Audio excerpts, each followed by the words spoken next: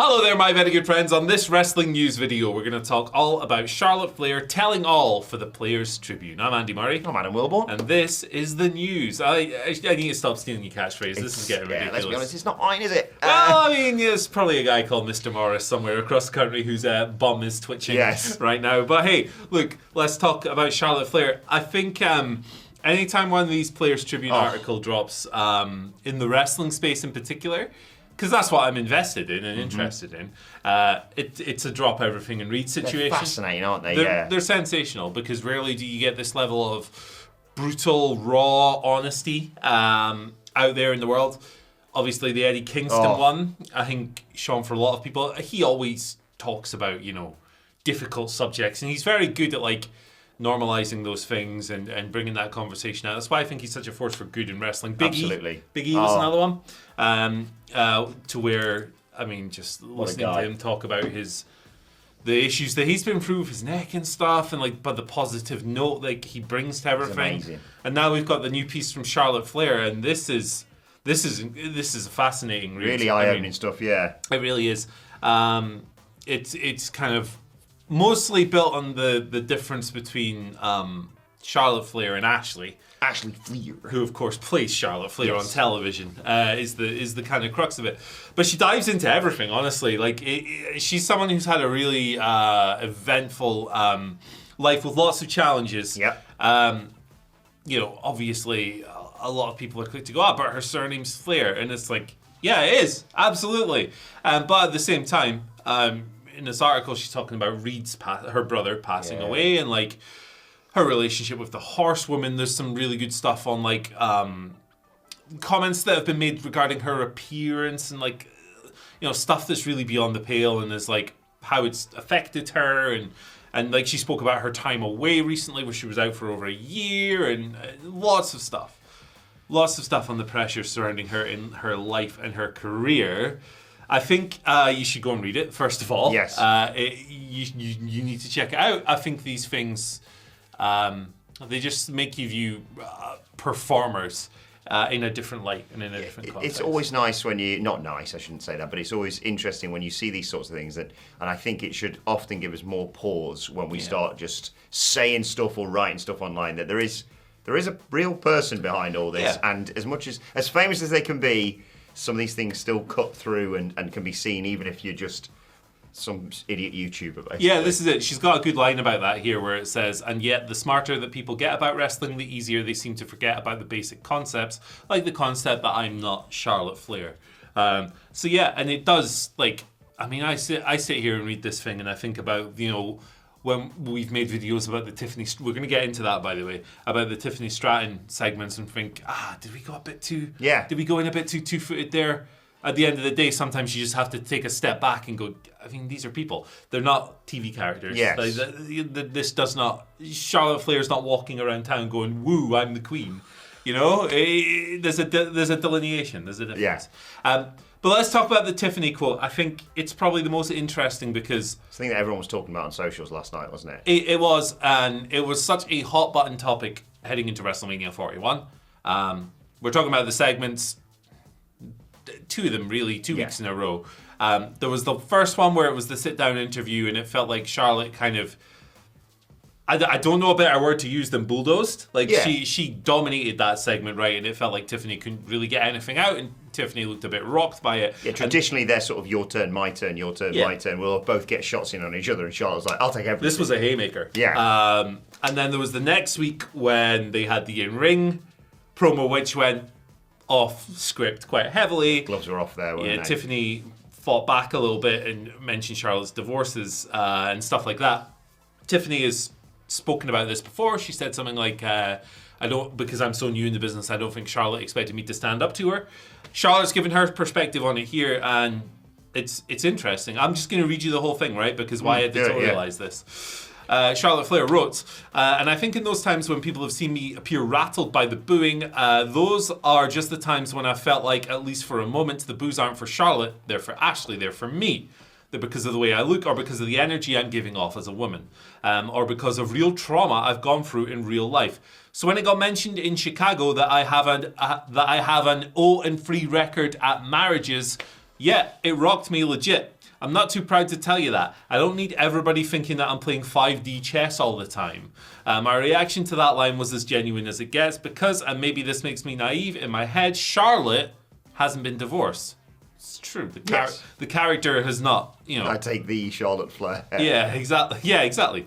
So I wasn't expecting it to come up at all in that promo, and then all of a sudden I had an entire arena cheering as I got mocked for something that was, and frankly still is, devastating to me. She continued here as well, which isn't the end of the world. I move past it, I always do, but when I reflect on my time in WWE, honestly, that stuff hits harder than any bump I've taken. It's tough enough to play a queen on your best day, on your worst day, it's even tougher. And on those days when you're feeling insecure or anxious or weak or ugly or, yes, heartbroken, it's almost impossible. Lot to feed on there. What was your initial reaction upon reading this and go through Charlotte's words? Yeah, like I say, it's a decent reminder of how what we do can have actions on these sorts of performances. Yeah. It's difficult, like you say, to sort of take the big picture of all this, because, personally, I think you and I both believe that Charlotte Flair, the wrestler, is a far better heel than a babyface. Oh, yeah. And when she came back, that was the right role for her in this feud with Tiffany Stratton. Now, having said that, she comes back, she wins the Royal Rumble. There's no sort of hint of heelish stuff straight out the gate. She's probably just happy to be back in a wrestling ring, doing what she loves, having been away for so long, like you say, and having gone through such difficult stuff in her personal life, to just be like, right, I can just put the tights on and just get in there with my colleagues and have some fun, sort of thing. And yeah, it was one of those things where I don't know what she was anticipating, but she was probably happy to see everybody. Not everyone was happy to see her, and they sort of greeted her with the response that she got. That must have hurt, obviously. Yeah, that probably stung. Because majority of people, when they're away for a long time, no matter who they are or what they've done previously, people are excited to see them back. And I think people were excited to see Charlotte Flair back, but and it's not her fault that she's booked to win the Royal Rumble at the end of the day. She was the right person, in my opinion, to win that and go on to face Stratton at WrestleMania for the best possible match. Nevertheless, the reception wasn't kind. They obviously had to pivot with her character somewhat. And the Tiffany stuff, it's tough this, because MJF is one of my favourite wrestlers ever. And him best on the friend mic, too. He's my best friend, and him on the mic is incredible because he just says things you're not supposed to say. Having said that, peeling back the curtain somewhat, I assume that if he was going to say something about Jeff Jarrett's personal problems, just to take a recent example, there might have been a little bit of a conversation backstage of is it all right if I say this about your, relationships or your personal life or whatever? Or another good example is Punk and Jeff Hardy, when he was talking about, I don't think he would have gone out there and just said, well, you've got problems with substances and stuff like that without getting it cleared by at least someone backstage. The Tiffany one, felt a lot more right, well, if you're going to do that to me last week, the gloves are off and I'll say what I want because this is live and they can't stop me. Yeah. And as Charlotte sort of lays out there, I sense that wasn't something that was pre-approved. It was just doesn't sound like something it, that Tiffany had in the pocket to be right, if we're shooting, we're properly shooting here. But it is worth remembering that Charlotte's there to set up a feud for a bit of tin on a strap and what have you, and doesn't necessarily need to be reminded about really tough personal things. I think from what I've seen or read, her and Andrade's breakup was relatively amicable, but we don't know all the details of that. It's still going to be tough. Regardless, everyone knows that breakups, you're fine, but only to a certain extent. And you probably don't want to be reminded of that, on the biggest stage with people celebrating that fact. Yeah, definitely. Even if it was amicable, there's still a mourning that follows after it. There's still a sense of grief that would come with it, and Charlotte's been through that 3 times. Sounds to me like Tiffany got rocked in that first interview, right? And she came into the second one and went, she got embarrassed, didn't she? Yeah. I'm going to take a pound of flesh back. I've got a receipt. I've got this line. I'm going to use it. Sounds to me like she just went too personal with it, right? Because, correct me if I'm wrong, I don't recall anything in that first promo being anywhere near as personal as that, right? No, it was more just sort of you're new to this and you're not on my level, basically. Yeah, so you didn't go after something that had happened in her personal life away from the camera that isn't part of a storyline. So if I'm in Charlotte Flair's shoes in this situation and that line wasn't approved, I would be fuming as well. I would be absolutely raging at that. And she came back with a line about Ludwig Kaiser in the DMs, which is like, it felt like a flailing blow, like a glancing blow. What it felt like when you're in an argument with something and they pull out something that you're not prepared for. And you're like, oh, I've got to say something back. Charlie Nicholas talking about Jeff Stelling's glasses. Yeah. That's kind of what it felt like. Yes, exactly. It certainly did not have the same resonance as the Owen Free line. So yeah, look, I fully understand why Charlotte would be annoyed.